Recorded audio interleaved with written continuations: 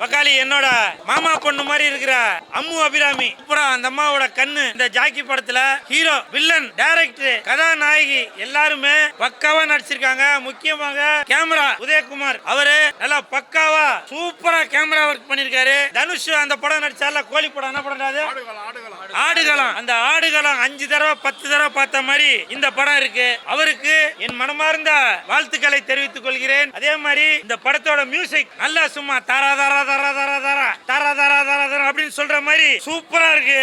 அந்த சக்தி அவர்களுக்கு என் மனமார்ந்த வாழ்த்துக்களை தெரிவித்துக் கொள்கிறேன். கதாநாயகனா நடித்துள்ள யுவன் கிருஷ்ணன் நல்லா அந்த உடம்பு பிசிக்லாம் சும்மா சூப்பரா வச்சிருக்காரு. அவரை பார்க்கும் போதே தெரியுது அவரு மலையாளியா அப்படின்னு சொல்ற அளவுக்கு நடிப்பு சும்மா தூள் கிளப்பியிருக்காரு. உண்மையிலே சொல்றாங்க. அதனாலதான் மலையாளத்துல நிறைய படங்கள் நேஷனல் அவார்டு வாங்கிட்டு போகுது.